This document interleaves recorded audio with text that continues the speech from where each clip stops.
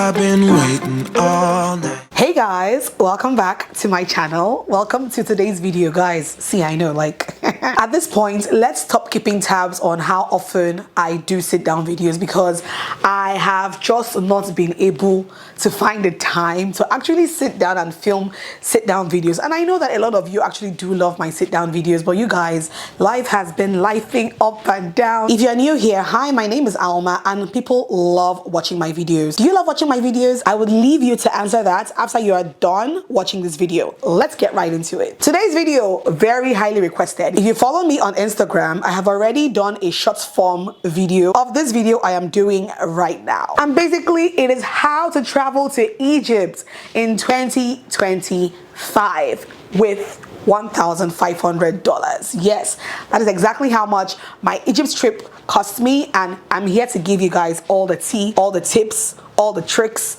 all the hacks, everything you need to know. Let's get right into it, okay? My trip to Egypt was very, very impromptu, guys. Like I told you guys before, I only knew I was going to Egypt, or the idea or thought of going to Egypt came, like, I would say 2 or 3 weeks before my trip, to be honest. So it was very short, very short notice. But I will take you guys through exactly how this trip was planned between my friend and I. And the very first thing, obviously, you need to go to Egypt, obviously, as a Nigerian passport holder, because I only have one passport and it's a Nigerian passport. But the very first thing is you need an Egypt visa. Obviously, unfortunately, Egypt is not a visa-free country for Nigerians. You do need a visa. And for me, because I have a current valid US visa, I actually thought I could qualify for visa on arrival. Because what I was told was that if you have a UK, US, or Schengen visa, a valid visa, you can actually, arrive Egypt and get your visa on arrival. Unfortunately, the catch was that you had to have a valid US, UK, or Schengen visa that has been used. So that has been stamped at your port of entry to any of these countries.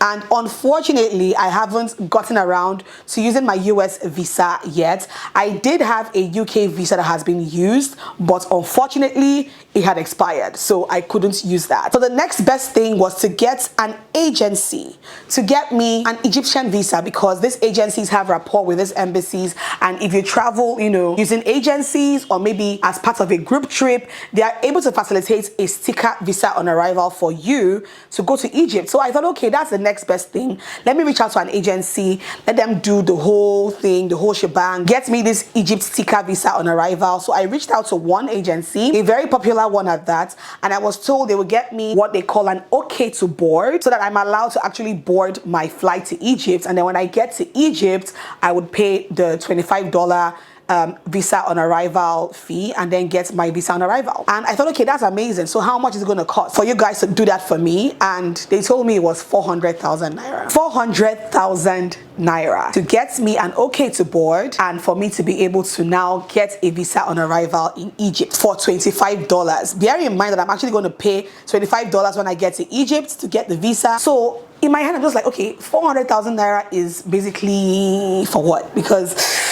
I'm sorry, but I couldn't bring myself to pay that amount of money for a single entry visa to a country I'm staying for only, what, 4, 5, 6 days at most. How much did I pay for my American visa, my 5-year visa? Like, it didn't make sense. I'm just like, you know what? Thanks. I went ahead, I went through the stress. I have to advise you, it's quite stressful, because the Egypt embassy in Nigeria is not as structured as the American embassy, the British High Commission, or any other country that you are used to applying for visa. The Egypt embassy, I don't know.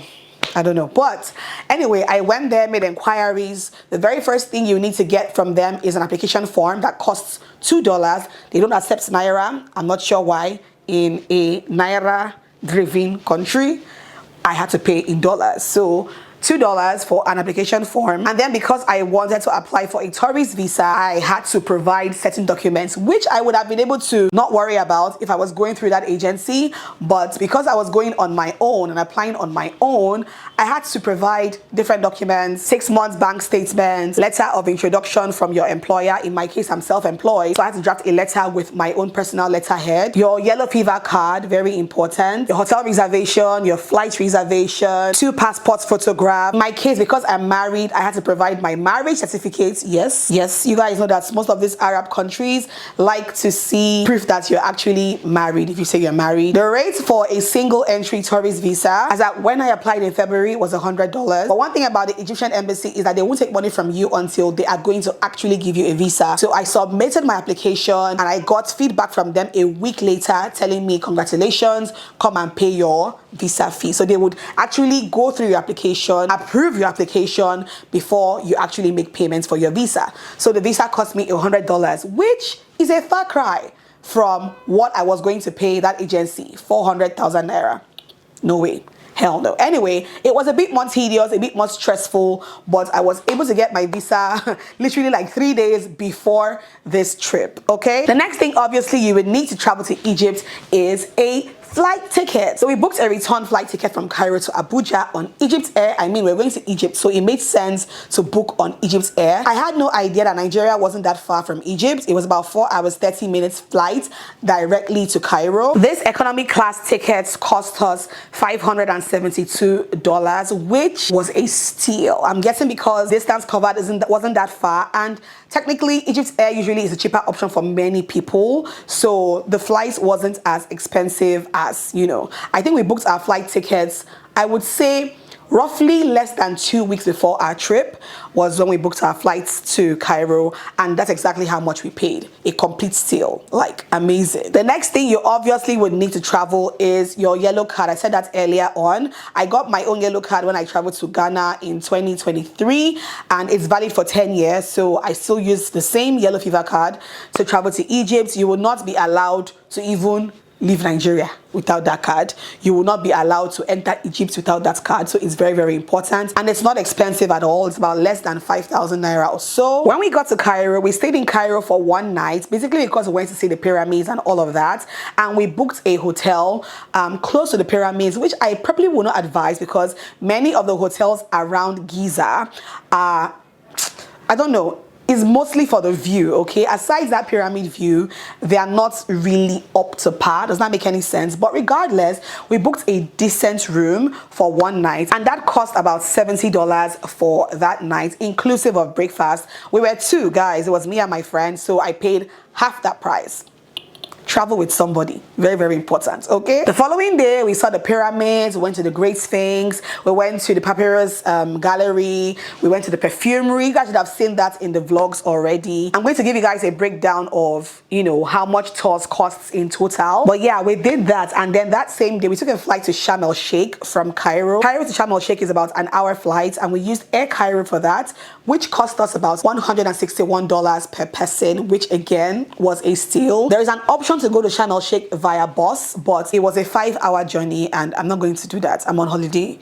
Why am I doing road trip for 5 hours? It made no sense to me. So we opted to go on a flight 1 hour straight to Sharm el-Sheikh. Sharm el-Sheikh was the highlight of my trip to Egypt. Obviously, aside seeing the pyramids in Giza, Sharm el-Sheikh was beautiful, lovely resort city. Like literally, it's a city that was manufactured for resorts to exist, because it's literally all resorts, like hundreds and hundreds of resorts in Sharm el-Sheikh. And we booked the beautiful Cleopatra luxury resorts. You guys would have seen that already in the vlogs. We stayed there a total of 5 days and 4 nights. We had a deluxe room that was overseeing the pool. Like, you guys, it was so beautiful, and the rooms were big. Like, I was wowed by how big the rooms were. It was quite spacious. And guys, for the 5 days and 4 nights that we spent in that resort, it cost us $588. Like, less than $600, guys, to stay in that resort for 5 days and 4 nights, all inclusive. Every single thing we ate and drank in that resort was complimentary, was free. Breakfast, lunch, dinner, drinks, snacks,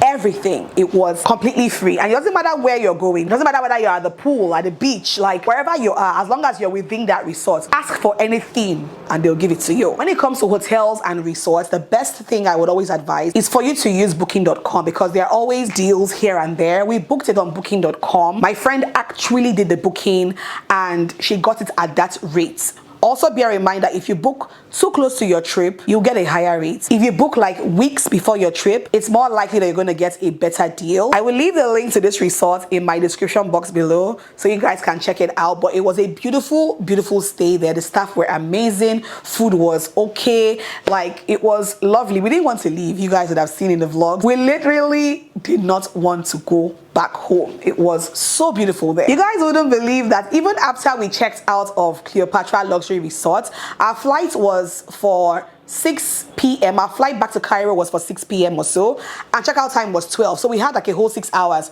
or roughly 4 hours before we started heading to the airport. You guys believe that even after we checked out of that room, we were told that we could still explore the resort until we were ready to go to the airport, so we could still go and eat whatever we wanted to eat, drink whatever we wanted to drink, go to do anything we wanted to do, as long as we had our, bands on and we were still within the resort premises. We were still asked to do all of that. Like, the only thing we had to do was to leave the room, but as long as we were still within the resort, we could still eat, drink, lay by the pool, go to the beach, do everything we wanted to do. Like, that was amazing. So our Giza tour with a tour guide, which I would completely recommend, Nada. She's an amazing tour guide. I will leave her details in my description box below. So to book Nada for that pyramid tour and everywhere else she took us, cost us about $40 for 2 people. So I would say $20 per person. And then we also still had to buy tickets to go into the pyramids, and that cost us $40 for 2 of us. Again, $20 each. We had 2 different tours in Sharm el-Sheikh. The very first day we went to NAAMA Bay, we went to SOHO Square. That cost us about $40 for the 2 of us. Again, $20 each. And then the beautiful city tour at Sharm el-Sheikh. I loved our tour guide there as well. I would also leave his details in the description box below in case you guys want to book him in Sharm. But surprisingly, that tour cost us $20 for the 2 of us. Like, crazy. That means we paid $10 per person. In total, we spent about $140 on all our tours. And obviously, if you divide that by 2, it means I paid $70 for all my tours. Crazy. Returning back to Cairo, we booked the Radisson Blu in Cairo for 1 night because our trip back to Abuja was the following morning. So we needed a hotel to stay for the night, and we booked Radisson Blu, 1, because it was really close to the airport. It was like a 7-minute drive, I think. Otherwise, I probably would not really recommend, because though the reception looks really pretty and all that, the rooms were a bit of a letdown for me. For that night, it cost us about $123, and obviously divide that by 2, and we paid $61 per person. Like I said before, when it comes to food and drinks, I said before that while we were in Sharm el-Sheikh, all our food, drinks, snacks, everything was taken care of. It was all inclusive, so we didn't spend a penny in Sharm el-Sheikh to eat anything. But I would say maybe once or twice that we had to get food at the airport on our way to Cairo and back, and maybe 1 or 2 fast food stops. I would say I spent about $35 on that. Also, when it came to our transport, all our tours have drop-off and pick-off attached to them. So whatever you're paying for those tours, they pick you up from your hotel and they drop you back when they are done. But aside that, we had to pay for our airport transfers, obviously. So in total, I would say airport transfers cost us around $80. So the airport in Cairo to our hotel, hotel back to the airport, Sharm el-Sheikh airport to the resort, resort back to the airport, all of that cost us around $80. Again, divide by 2, and I paid $40. You guys have no idea how important it is to travel with someone, or even 2 or 3 people. It will just cut down your spending costs dramatically. Basically, I feel like when it comes to traveling, you spend the most on your return tickets to and fro your destination. But aside that, every other thing can be split, and you would find yourself not spending as much money as you thought. The last thing I would say I spent money on was souvenirs. So obviously, you go to a new country, you have to buy like 1 or 2 things to show that you actually went to that country. And for me, I would buy fridge magnets, I would buy key holders, I would buy 1 or 2 things. My friend even went ham and she was buying like pyramids and, you know, sphinxes, like heavy stuff. I'm just like, hell no. So I only bought like, I think key holders, I bought fridge magnets. Oh yeah, I bought perfume oils. Obviously, you cannot go to an Arab country and not buy perfume oils, okay? So I bought perfume oils, mostly perfume oils to be honest, and obviously fridge magnets and key holders, and I would say I spent roughly around $100 on bye-bye basically. So by the time you calculate all of these things, calculate everything I spent, my personal costs, split costs, added to flights, visa fee, and every other thing, guys, what I spent, my personal costs for this trip was $1,468, less than $1,500. Crazy. Like, you guys give me an award now for the best trip curator in the history of curators, okay? Well, yeah, basically that was how we planned our trip to Egypt, with about $1,500 per person, and we had an amazing time. Before now, to be very honest with you, at the start of this year, I had zero plans of going to Egypt. I think one of my other friends had actually mentioned to me before, let's go to Egypt. I think that was last year, and I'm just like, to do what? As in, what was happening there? But I am super glad that I went to Egypt. Like, I had an amazing 6-day stay there, and I would definitely go back in a heartbeat. Like I said before in one of my previous vlogs, don't allow what people have told you about Egypt, especially Egypt, to discourage you, because if I had listened to people that told me, even my sister, if you're watching, my sister said, me, I heard that they do this in the airport, in the airport, and me, I got to the airport and I was not treated any differently. So people will have their different experiences, but you go and have your own experience, because it just might be better than everything that you had been hearing. As I'm here right now, I cannot wait for my next trip. I'm not sure where that's going to be yet, but this year is our travel year. We are still going to be traveling this year, so help us God. Let God just keep giving us money, because to travel, it's very sweet. I never would have thought that this year I would actually see a wonder of the world, and that happened for me already. Anyway, hope you guys found this video helpful. To everybody who has been asking for this video, I hope that you find this video helpful. Let me know in the comment section what you guys think about this video. Hope you guys enjoyed watching, and I'll see you guys in my next one. Bye.